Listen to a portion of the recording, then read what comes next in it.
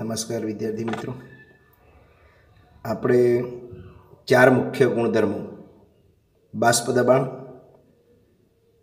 જે રાઉલ્ટનો નિયમ કહેવાય, એના પછી ઉત્કલન બિંદુ ઉન્નયન, ઠાર બિંદુ અવનયન અને છેલ્લે અભિસરણ દબાણ, આ ચાર સંખ્યાત્મક ગુણધર્મોનો અભ્યાસ કર્યો. પહેલાં બાષ્પ દબાણ દીધું. બાષ્પ દબાણની અંદર રાઉલ્ટનો નિયમ હતો. બાષ્પશીલ દ્રાવક અને બાષ્પશીલ દ્રાવ્ય, એટલે કે દ્રાવ્ય અને દ્રાવક બંને પ્રવાહી હોય તો એના માટેનું સૂત્ર હતું P બરાબર P0A ઇન્ટુ XA વત્તા P0B ઇન્ટુ XB. પછી અબાષ્પશીલ દ્રાવ્ય એટલે ઘન દ્રાવ્ય અને બાષ્પશીલ દ્રાવક, એના માટે આપણે રાઉલ્ટનું સૂત્ર તારવ્યું P0 minus P upon P0 બરાબર N2 ભાગ્યા N1. પણ અહીં સંખ્યાત્મક ગુણધર્મો હોય એટલે સંખ્યાત્મક ગુણધર્મોની આગળ વંઠોપ I લખવો પડે. તો P0 minus P upon P0 બરાબર I N2 ભાગ્યા N1. ઉત્કલન બિંદુ ઉન્નયનની અંદર બે જ સૂત્રો. એક, તમે ભણી ગયા એ પ્રમાણે દ્રાવક કરતાં દ્રાવણનું ઉત્કલન બિંદુ ઊંચું હોય. દ્રાવક કરતાં દ્રાવણનું ઉત્કલન બિંદુ ઊંચું હોય એટલે વધારે મૂલ્યમાંથી ઓછું મૂલ્ય બાદ થાય એટલે ડેલ્ટા ટીબીનો મતલબ થાય ઉત્કલન બિંદુમાં થતો ફેરફાર અથવા ઉત્કલન બિંદુમાં થતો વધારો બરાબર દ્રાવણનું ઉત્કલન બિંદુ માઇનસ દ્રાવકનું ઉત્કલન બિંદુ. અને એ ઉત્કલન બિંદુમાં થતો ફેરફાર એ ઉમેરેલા જથ્થાના આધારે એટલે મોલારિટીના સમપ્રમાણમાં, એટલે આપણે લખ્યું હતું સૂત્ર ડેલ્ટા ટીબી ચલે છે એમ ચલે છે કાઢ નાખો એટલે ડેલ્ટા ટીબી બરાબર કેબી ગુણ્યા એમ. કેબી બરાબર ઉત્કલન બિંદુ ઉન્નયન અચળાંક અને ડેલ્ટા ટીબી બરાબર ઉત્કલન બિંદુમાં થતો ફેરફાર.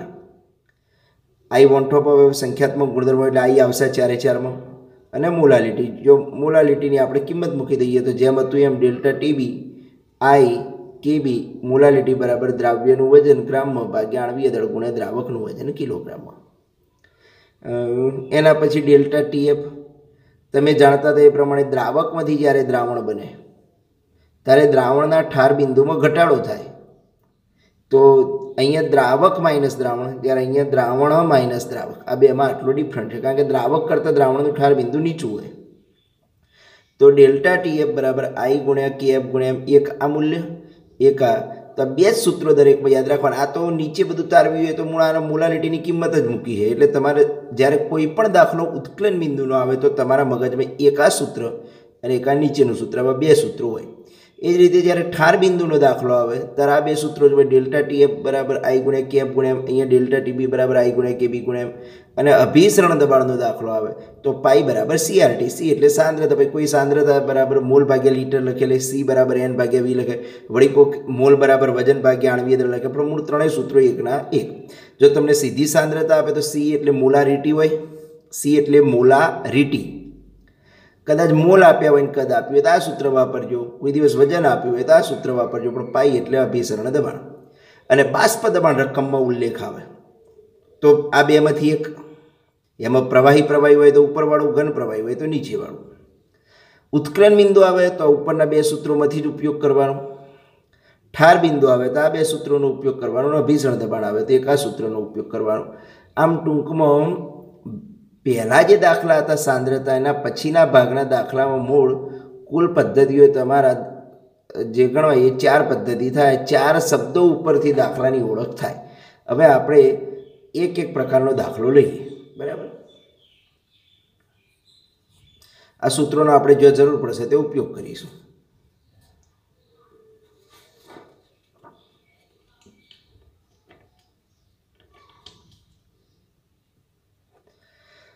અઢાર ગ્રામ ગ્લુકોઝ 1 કિલોગ્રામ પાણીમાં એક પાત્રમાં ઓગાળેલો છે.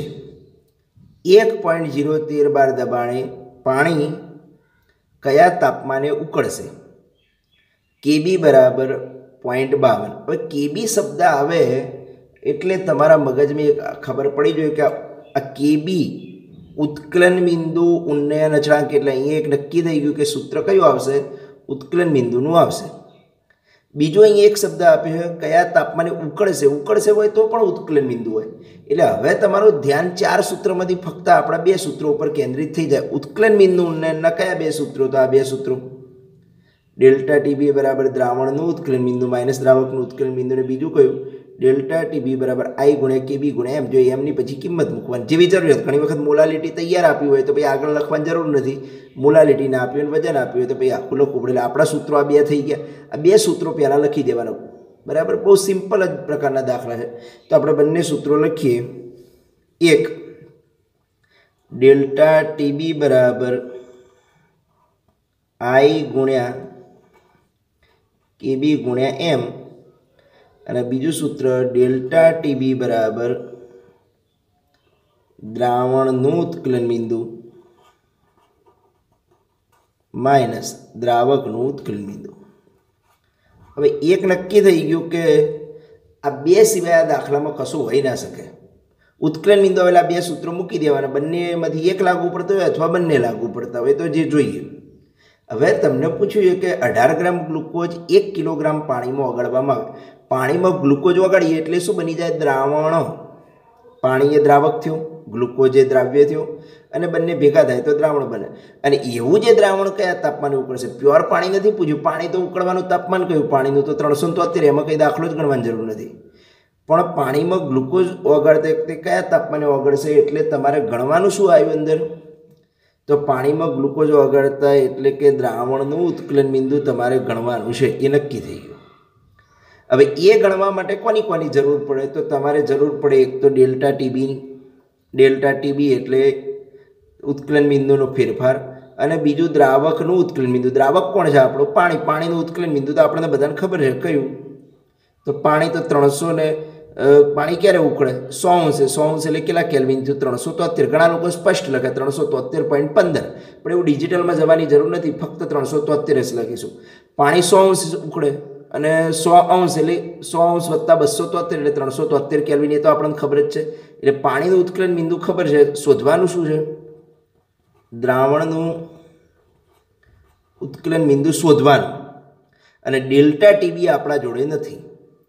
તો પહેલું કામ શું કરવું પડશે? તો આપણે ડેલ્ટા ટીબી ગણી કાઢવું પડશે.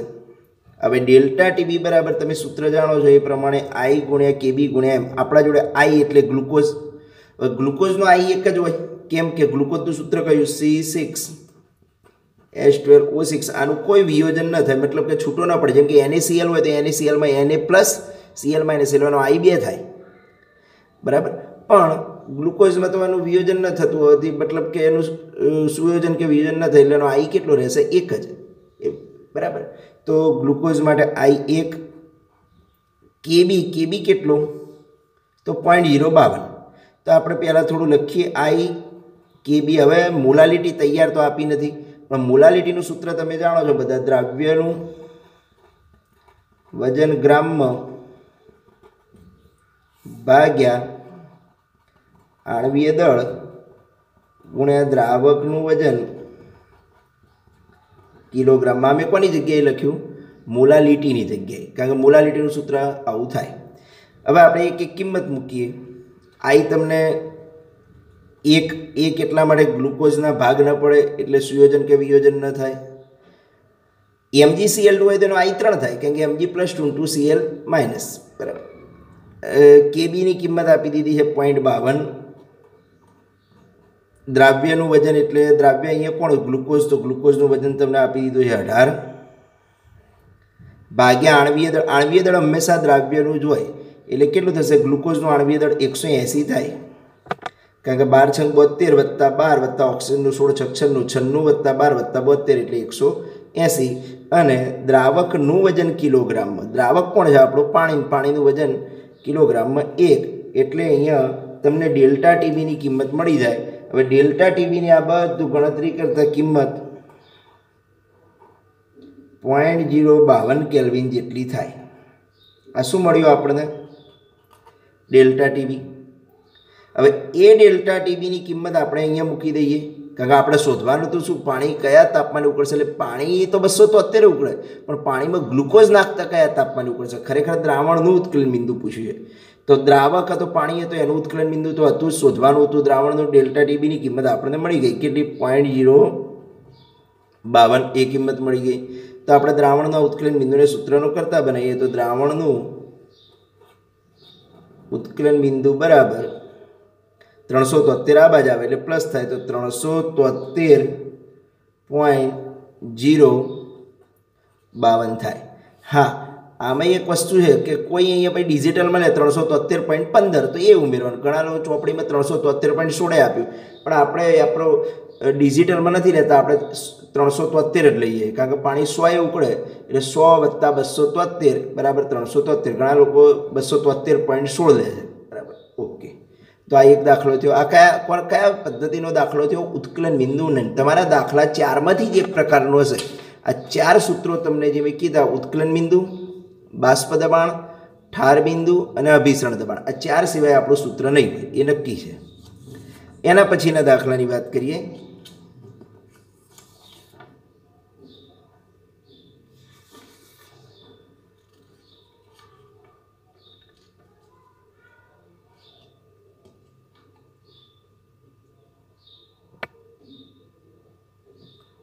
તો 4.5 ગ્રામ ઇથિલિન ગ્લાયકોલને 600 ગ્રામ પાણી સાથે મિશ્ર કરવામાં આવ્યો તો ઠાર બિંદુમાં થતું અવનયન અને દ્રાવણનું ઠાર બિંદુ ગણો. હવે મિત્રો, તમે જાણો છો ઇથિલિન ગ્લાયકોલ ખાસ કરીને જે ઠંડા પ્રદેશો હોય, જો ડીઝલથી ચાલતી ગાડીઓમાં ડીઝલ જામી જવાનો ભય હોય, ડીઝલ એ દ્રાવક થયો, તો એની અંદર ઇથિલિન ગ્લાયકોલ ઉમેરી દેતા શું થશે? અથવા જે જગ્યાએ જામી જવાનું, રેડિએટરમાં પાણી જામી જવાનો પ્રશ્ન હોય. ડીઝલ સાથે સાથે ઘણી જગ્યાએ પાણી રેડિએટરમાં આપણે નાખીએ, એ પાણી જામી જવાનો ભય હોય, તો એ વખતે પાણીમાં ઇથિલિન ગ્લાયકોલ ઉમેરવામાં આવે કે જેથી ઝડપથી જામી જતું નથી. એટલે ખાસ કરીને ઠંડકવાળા પ્રદેશોમાં આનો ઉપયોગ કરવામાં આવે.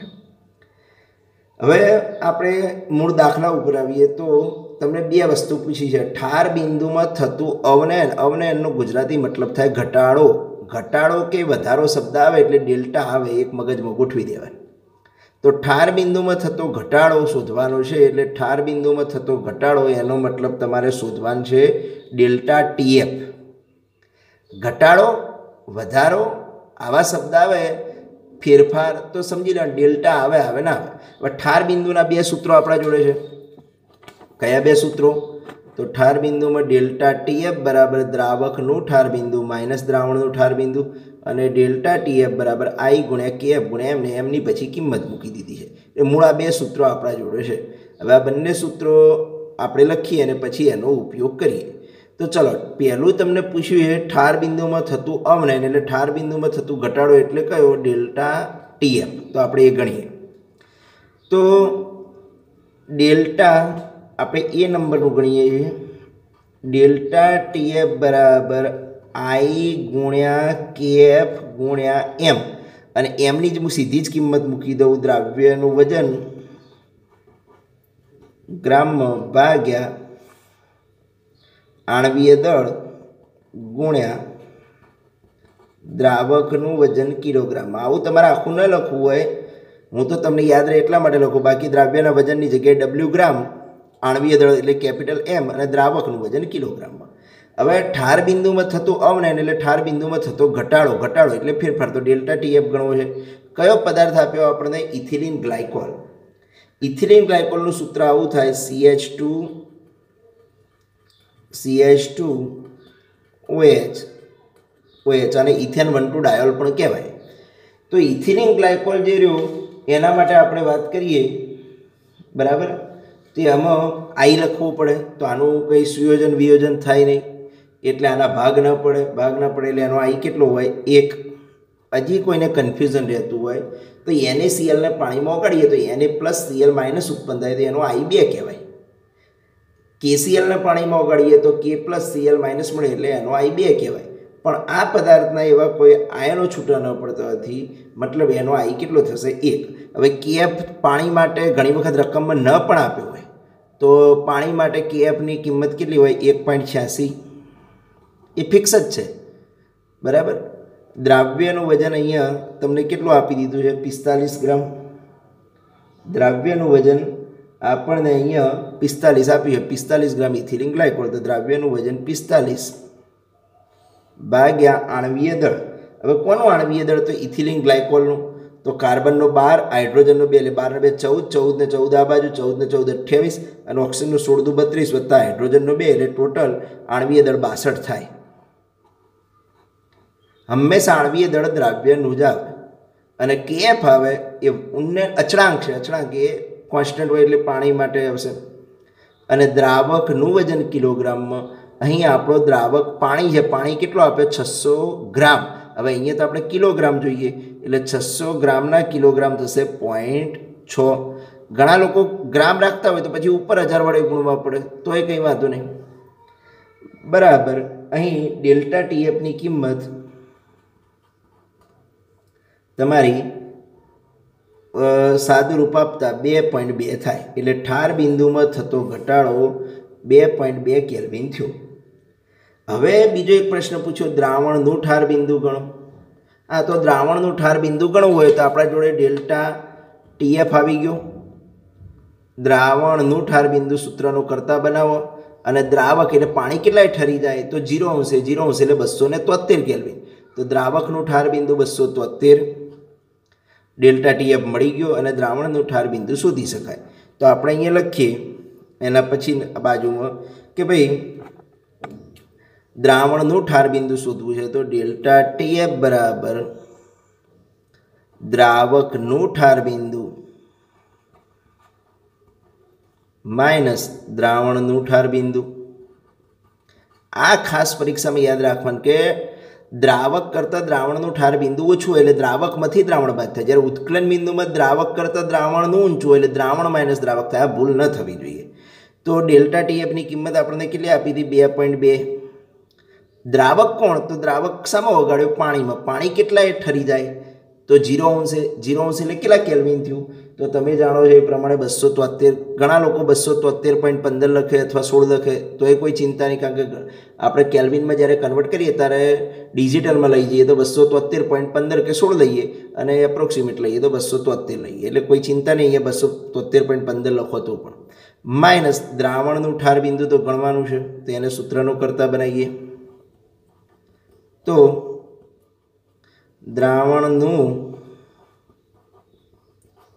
ઠાર બિંદુ બરાબર બધું સાદું રૂપ આપતા 200 આ દ્રાવણનું ઠાર બિંદુ આ બાજુ આવશે, 2.2 આ બાજુ આવશે એટલે 273માંથી બાદ થશે એટલે દ્રાવણનું ઠાર બિંદુ થશે 270.95 કેલ્વિન. તો આપણે આ દ્રાવણનું ઠાર બિંદુ આવ્યું. મૂળ દાખલાની અંદર તમારે ઓળખવાનો શબ્દ છે. ઠાર બિંદુ આવ્યું તો ઠાર બિંદુના સૂત્ર મૂકી દો. ઉત્કલન બિંદુ આવ્યું તો એના સૂત્ર મૂકી દો. બાષ્પ દબાણ આવ્યું તો રાઉલ્ટના સૂત્ર મૂકી દો. અભિસરણ દબાણ આવ્યું તો પાઈનું સૂત્ર મૂકી દો. કયો સૂત્ર ઉપયોગ કરવો એ આમાં બહુ કન્ફ્યુઝન જેવું છે જ નહીં. હવે 2.10 નંબરનો દાખલો લઈએ. તો એના પછી 2.10 નંબરનો દાખલો.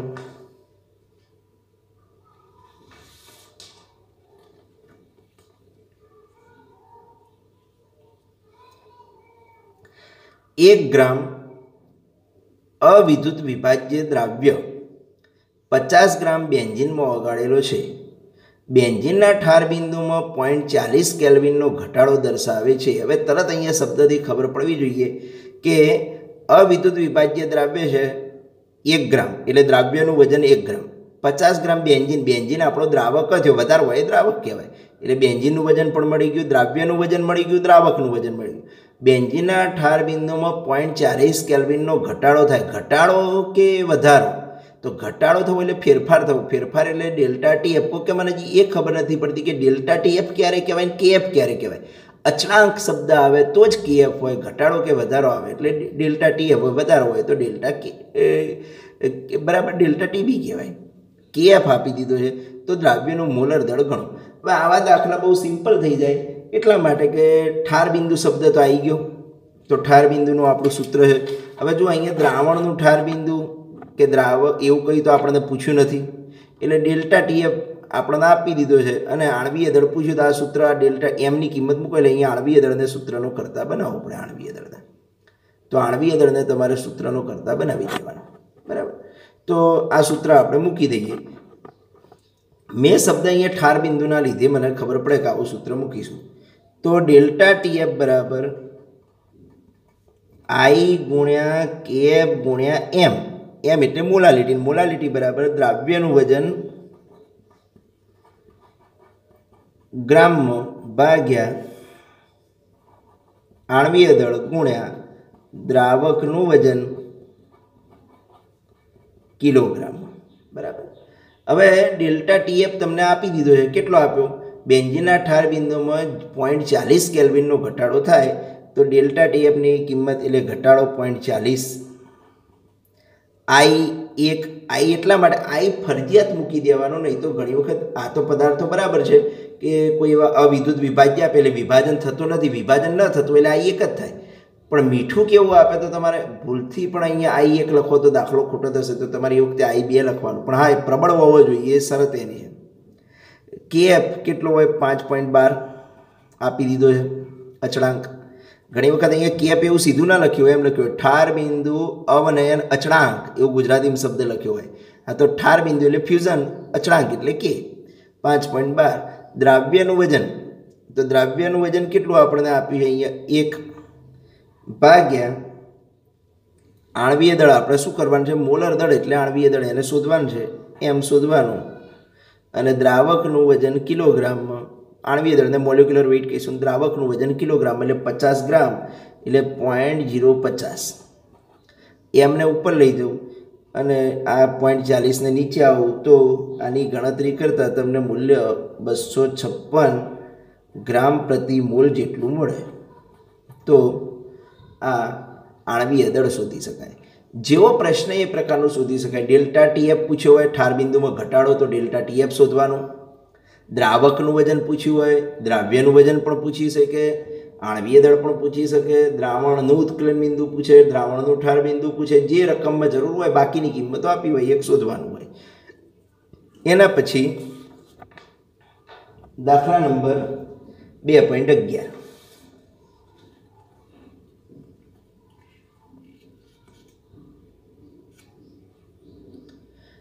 પ્રોટીનનું 200 સેન્ટીમીટરનું ઘન જલીય દ્રાવણ 1.26 ગ્રામ પ્રોટીન ધરાવે છે. 300 કેલ્વિન તાપમાને આવા દ્રાવણનું અભિસરણ દબાણ 2.57 × 10⁻³ બાર જાય તો પ્રોટીનનું મોલર દળ ગણો. હવે એક મગજમાં ગોઠવી દો કે બધી પદ્ધતિઓમાં મોલર દળ તો ગણાય. અહીંયા આ દાખલામાં મારે મોલર દળ ગણવું હોય તો ગણાય. અહીંયા બરાબર શું થાય? W/m. મોલ બરાબર વજન ભાગ્યા આણ્વીય દળ. તો આમાં પણ આણ્વીય દળ ગણાય, નીચે પણ એવું ગણાય. એટલે દ્રાવક અને દ્રાવ્યનું આણ્વીય દળ રાઉલ્ટના નિયમમાં પણ ગણી શકાય. અહીંયા પણ આણ્વીય દળ ગણી શકાય, અહીંયા પણ આણ્વીય દળ ગણી શકાય. અને અભિસરણ દબાણના સૂત્રમાં નીચે એમ બતાવ્યો પાઈ બરાબર WRT/mv એટલે આણ્વીય દળ ગણાય. ટૂંકમાં ચારે પદ્ધતિમાં આણ્વીય દળ તો ગણાય છે. બરાબર. પણ પોલિમર પદાર્થો હોય, કેવા? પોલિમર પદાર્થો જેમ કે પ્રોટીન, ન્યુક્લિક એસિડ, એવા કોઈ પોલિમર પદાર્થોના આણ્વીય દળ શોધવા હોય તો આ બધા પૈકી અભિસરણની પદ્ધતિ યોગ્ય ગણાય. એટલે અભિસરણ દબાણની જ પદ્ધતિથી ગણાય. અહીંયા રકમમાં પણ અભિસરણનો જ ઉલ્લેખ કરેલો છે, જુઓ. એટલે આપણને અહીંયા સીધું ખબર પડે. હવે અભિસરણ દબાણના આપણા જોડે આ સૂત્રો છે. જો સીધી મોલારિટી આપી દીધી હોત તો CRT લખો. C એટલે સાંદ્રતા, R તો અચળાંક છે, T તાપમાન છે. મોલ આપ્યો હોત તો આ સૂત્ર ઉપયોગ કરો. વજન આપ્યું એટલે આ સૂત્રનો ઉપયોગ કરીશું. બરાબર. તો સૂત્રો 3 એક જ છે, કન્વર્ટ કરી દે. સાંદ્રતા મોલારિટી છે એટલે મોલારિટી બરાબર સાંદ્રતા બરાબર મોલ ભાગ્યા લીટર એટલે N/V લખીને N બરાબર W/m લખી કાઢ્યું. તો મારે જે સૂત્રની જરૂર હોય હું લખું. મને વજન આપ્યું એટલે મારે નીચેના સૂત્રનો ઉપયોગ કરવો પડશે. તો આપણું સૂત્ર કયું થશે? પાઈ બરાબર WRT/mv. પાઈ એટલે અભિસરણ દબાણ કેટલું આપ્યું છે? 2.57 × 10⁻³ બાર. બરાબર. દ્રાવ્યનું વજન કેટલું આપ્યું છે તમને અહીંયા? 1.26 ગ્રામ પ્રોટીન ધરાવે તો 1.26. આર તમારે ખાસ યાદ રાખવાનો 0.08314. 0.08314 એવું એટલા માટે કે હું આરની આ જે પાઈ રહ્યું ને દબાણ, એ દબાણ મેં કયા એકમમાં લીધું? તો દબાણ મેં 12માં લીધું છે. અને 12માં લઈએ તો પછી આર પણ મારે 12માં લેવો પડે. આરની તો ઘણી બધી કિંમતો હોય. 8.314 હોય, 0.08314 હોય, 1.987 હોય, કેલરીમાં જુદી હોય, જૂલ બરાબર કેલરીમાં જુદી હોય, જૂલમાં જુદી હોય, લીટર વાતાવરણમાં જુદી હોય. પણ આપણે અહીંયા કેમ લીટર વાતાવરણમાં લઈશું? કારણ કે અહીંયા પાઈની કિંમત તમે 12માં લીધી, તો આરની કિંમત 0.08314 litre bar kelvin inverse mole inverse, આ એનો એકમ થયો. બરાબર, આ તમારા મગજમાં થોડું ક્લિયર હોવું જોઈએ, કારણ કે તમે જાણો એ પ્રમાણે પીવી બરાબર એનઆરટી, તો આર બરાબર પીવી ભાગ્યા એનટી. તો પીનો એકમ આપણે લીધો 12, તો આ 12, વી એટલે લીટર, એન એટલે મોલ ઇન્વર્સ અને ટી એટલે કેલ્વિન. પણ અહીંયા એ મગજમાં રાખવાનું, અહીંયા કદાચ દાખલામાં કોઈ ઉર્જાની વાત હોત તો આપણે 8.314 જૂલ લેવું પડે, બરાબર, અને કેલરીમાં હોય તો 1.987 લેવું પડે. પણ અહીંયા મેં આ જ એકમ કેમ લીધો આરનો, એવું તમારા મગજમાં કન્ફ્યુઝન ન થવું જોઈએ, કારણ કે પાઈની કિંમત 12માં આપીએ. તો આરની કિંમત 0.08314 કઈ એકમમાં? Litre bar kelvin inverse mole inverse. T એટલે તાપમાન, તાપમાન તમને અહીંયા 300 આપી દીધું છે, કદાચ અંશ સેલ્સિયસમાં આપ્યું હોય તો કેલ્વિનમાં જ કરવું પડે, કારણ કે આર કેવો જેવો આર એવા બધાને ગોઠવી દેવા પડે. એમ એટલે આણવીય દળ. કોનું આણવીય દળ? તો તમને પૂછ્યું કે પ્રોટીનનું આણવીય દળ ગણો, એટલે આણવીય દળને સૂત્રનો કરતા બનાવવાનું, આ આપણે શોધવાનું છે. અને વી એટલે કદ. તમને અહીંયા કદ આપી દીધું છે કેટલું? 200 સેન્ટીમીટરનો ઘન. તમને કેટલું આપી દીધું છે? 200 સેન્ટીમીટરનો ઘન, એટલે તમારે થશે 0.200 લીટર. સેન્ટીમીટરના ઘનને આપણે લીટરમાં ફેરવીએ તો કેટલું થાય? 0.200 થાય. કારણ કે તમને ખબર છે કે 1 લીટર બરાબર 1000 સેન્ટીમીટરનો ઘન થાય. 1 લીટર બરાબર 1000 સેન્ટીમીટરનો ઘન. તો આપણે તો ખબર છે કે આપણે અહીંયા કદ જે આપ્યું સેન્ટીમીટરના ઘનમાં આપ્યું. હવે કદ સેન્ટીમીટરના ઘનમાં આપ્યું, દબાણ 12માં આપ્યું, તો 12 સાથે તો કયો એકમ જોઈએ? લીટર જ જોઈએ. એટલે મેં અહીંયા સેન્ટીમીટરના ઘનના લીટર કરી દીધા, કારણ કે તમે જુદા જુદા મૂલ્યો એક જ સિસ્ટમમાં રાખવા પડે. હવે કદ તમે લઈ લીધું, દબાણ 12માં લીધું, તો 12 સાથે કયો એકમ આવે? લીટર આવે. એટલે કદ પછી સેન્ટીમીટરના ઘનમાં ના રખાય, એને આપણે તમારે લીટરમાં જ કન્વર્ટ કરી દેવું પડે. હવે આ બધી કિંમત મૂકીએ તો 1 લીટર 1000 સેન્ટીમીટરનો ઘન બરાબર 1 લીટર, તો 200 સેન્ટીમીટરનો ઘન બરાબર કેટલું થાય? તો 0.200 થાય, એટલે 0.2 લીટર થશે. બરાબર. હવે બધું સાદરૂપ આપીએ તો એમને ઉપર લઈ જઈએ, અને આ 2.57 × 10⁻³ નીચે લાવીએ તો 61,022 ગ્રામ પ્રતિ મોલ. ઘણા કે આટલું બધું આણવીય દળ નાઇટ્રોજનનું ને એનું તો 14. આ તો પોલિમર પદાર્થ છે ને, પોલિમર પદાર્થમાં તમને ખબર છે પ્રોટીનમાં તો શું હોય? તો પોલીપેપ્ટાઇડ, પ્રોટીનની અંદર તમને ખબર છે જુદા જુદા પેપ્ટાઇડ બનથી લાંબી શૃંખલા જોડાયેલી પોલીપેપ્ટાઇડ હોય. એટલે પોલીપેપ્ટાઇડ લાંબી શૃંખલા હોય એટલે આણવીય દળ એના મોટા. આ તો સામાન્ય આણવીય દળ કહેવાય. પ્રોટીનનું આણવીય દળ લાખો કરોડોમાં પણ હોઈ શકે.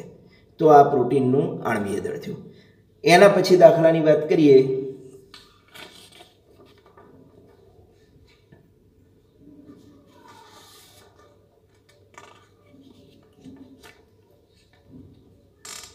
દાખલા નંબર 2.12. 25 ગ્રામ બેન્ઝીનમાં 2 ગ્રામ બેન્ઝોઇક એસિડ ઓગાળતા ઠાર બિંદુમાં થતું અવનયન એટલે ઘટાડો 1.62 કેલ્વિન દર્શાવે છે. એટલે તમને જુઓ, બેન્ઝીન આપી દીધું, જે દ્રાવક છે, વધારે હોય દ્રાવક કહેવાય. એ દ્રાવકનું વજન આપી દીધું, એમાં 2 ગ્રામ બેન્ઝોઇક એસિડ એટલે દ્રાવ્ય પણ આપી દીધો, ઠાર બિંદુમાં થતો ઘટાડો પણ આપી દીધો, કેએફ પણ આપી દીધો. અને જો એસિડ દ્રાવણમાં દ્વિઅણુ બનાવતા હોય તો એસિડ દ્વિઅણુનો મતલબ એવો થાય કે 2 અણુઓ જોડાતા હોય, તો એસિડનું કેટલા ટકા સુયોજન થયેલું હશે. હવે મિત્રો એક મગજમાં ગોઠવી દો કે સુયોજન અને વિયોજન એવા 2 શબ્દો આવે. જેમ કે એક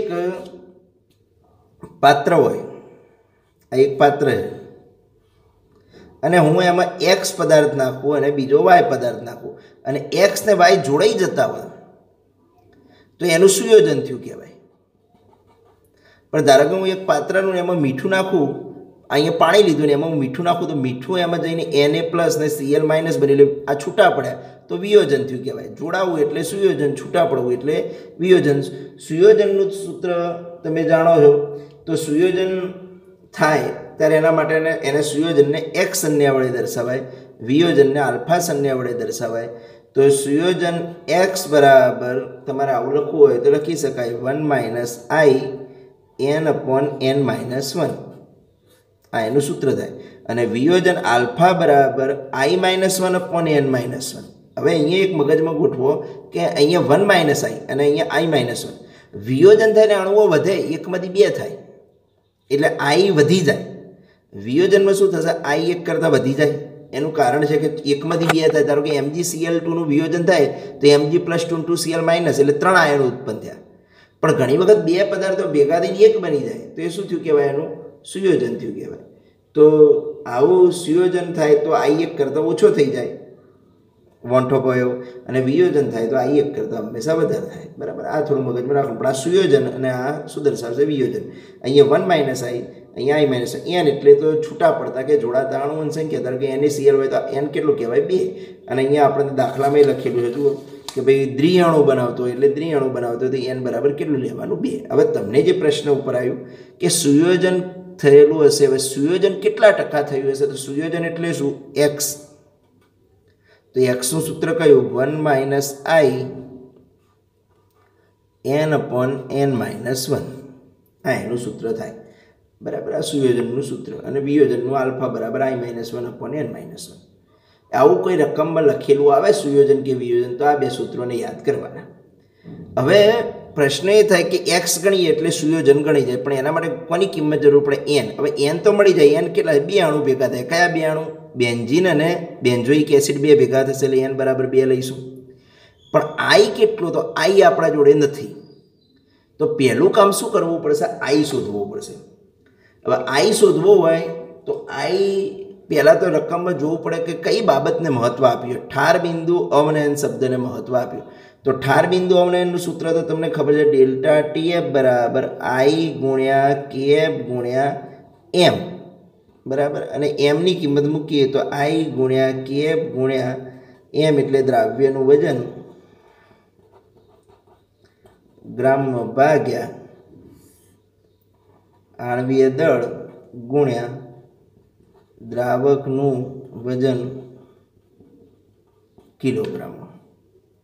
આવું લખી શકાય. હવે ડેલ્ટા TF જે રહ્યું તો અહીંયા ડેલ્ટા TFની આપણે કિંમત મૂકી દઈએ. ડેલ્ટા TF એટલે ઠાર બિંદુમાં થતો ઘટાડો. કેટલો ઘટાડો? 1.62. બરાબર? એટલે તમે અહીંયા એક એક કિંમત મૂકતા જાઓ. જેમ જેમ અહીંયા આપણે કિંમત મૂકતા જઈએ એમ તમારે બધું ગણાતું જાય. હવે i આપણે શું કરવો છે? શોધવો છે. kF તમને આપી દીધો છે કેટલો? તો 4.9. દ્રાવ્યનું વજન, દ્રાવ્ય કેટલા ગ્રામ? 2 ગ્રામ બેન્ઝોઇક એસિડ ભાગ્યા આણ્વીય દળ. કોનું આણ્વીય દળ? તો દ્રાવ્યનું આણ્વીય દળ. દ્રાવ્ય કયો? તો બેન્ઝોઇક એસિડ. બેન્ઝોઇક એસિડ એટલે આવો થાય, બેન્ઝીન રિંગ ઉપર COOH ને બેન્ઝોઇક એસિડ કહેવાય. બેન્ઝીન રિંગ માટે આપણે શબ્દ વપરાય C6H5 COOH. હવે આનું મૂલ્ય ગણીએ તો 12 છંગ 72, કાર્બનનું 12 એટલે 72 + 5 + કાર્બનનું 12 + ઓક્સિજનનું 16 × 32 + હાઇડ્રોજનનું 1 એ બધો સરવાળો કરીએ એટલે 122 આણ્વીય દળ થાય. તો આણ્વીય દળ 122 ગુણ્યા દ્રાવકનું વજન કિલોગ્રામમાં 25 ગ્રામ બેન્ઝીન. એટલે વજન એ તો ગ્રામમાં છે, આપણે કિલોગ્રામમાં જોઈએ તો 0.025. તો આઈને શું? 0.54 મળે. હંમેશા આપણે વાત થઈ હતી કે જ્યારે પણ સુયોજન થાય ત્યારે i હંમેશા 1 કરતાં ઓછો મળે. એટલા માટે ઓછો મળે કે એમાં બેમાંથી એક અણુ થઈ જાય. એટલે સુયોજન થાય એટલે હંમેશા 2 હોય તો એમાંથી એક અણુ થાય એટલે શું થયું કે ભેગું થયું એના કારણે આઈનું મૂલ્ય 1 કરતાં કેવું થઈ જાય? ઓછું થઈ જાય. અને વિયોજનમાં છૂટા પડે એટલે એકમાંથી 2 કે 3 થશે. તો આ આપણો એનો મતલબ કે દાખલો સાચી દિશામાં જઈ રહ્યો છે. i 1 કરતાં ઓછો મળ્યો. હવે અહીંયા કિંમત મૂકી દઈએ. આપણે તો શું શોધવું હતું? સુયોજનના અંશના ટકા શોધવા હતા. તો 1 - 0.54 n એટલે કેટલા? 2. દ્વિઅણુ. કયા? કેમ દ્વિઅણુ? કે કોણ કોણ ભેગા થયા? બેન્ઝીન અને બેન્ઝોઇક એસિડ. તો 2 ઓછા 1. અહીંયા બેન્ઝીન અને બેન્ઝોઇક એસિડ ભેગા થાય એટલે n બરાબર 2. અને લખ્યું પણ છે કે સુયોજન કેવું છે? દ્વિઅણુ બનાવતું એટલે n બરાબર 2. આ બધી કિંમતનું સાદુરૂપ આપીએ તો તમને એની કિંમત મળે 0.92. હવે આ તો એક્સની કિંમત મળી. આ શું મળ્યું તમને? સુયોજન અંશ મળ્યો. તમને તો સુયોજન અંશના ટકા પૂછાય, અને ટકામાં કન્વર્ટ કરવું હોય તો એને 100 વડે ગુણી દેવું પડે એટલે 99.2% એવું એનું મૂલ્ય થાય. તો આ આપણે દાખલા જુદા જુદા ગણ્યા. એમાં ઉત્કલન બિંદુનો પણ ગણ્યો, ઠાર બિંદુનો પણ ગણ્યો, અભિસરણ દબાણનો પણ ગણ્યા અને આગળ આપણે બાષ્પ દબાણના પણ ગણી ગયા હતા. એટલે તમારા મગજમાં વધુ નહીં પણ આ સૂત્રો ખાસ યાદ રાખવા પડે. આનો તમારે સ્ક્રીનશોટ લઈ લેવાનો કે જેના કારણે કયામાં કયું સૂત્ર ઉપયોગ કરવું પડે એ ખબર પડે. ટૂંકમાં પાઠમાં 2 જ પ્રકારના દાખલા છે. આગળના જે દાખલા રહે W/W, W/V, V/V, molarity, normality એ રહે સાંદ્રતાના ppm, અને પાછળના ભાગમાં જે દાખલા રહે આ 4 પદ્ધતિ ઉપર જ છે. એટલે આગળના સાંદ્રતાવાળા, પાછળના 4 પદ્ધતિ ઉપર આધારિત. એટલે દાખલા તમને બહુ સહેલા લાગે અને આવા સ્વાધ્યાયમાં દાખલા છે એ તમે પ્રયત્ન કરજો. ઓકે.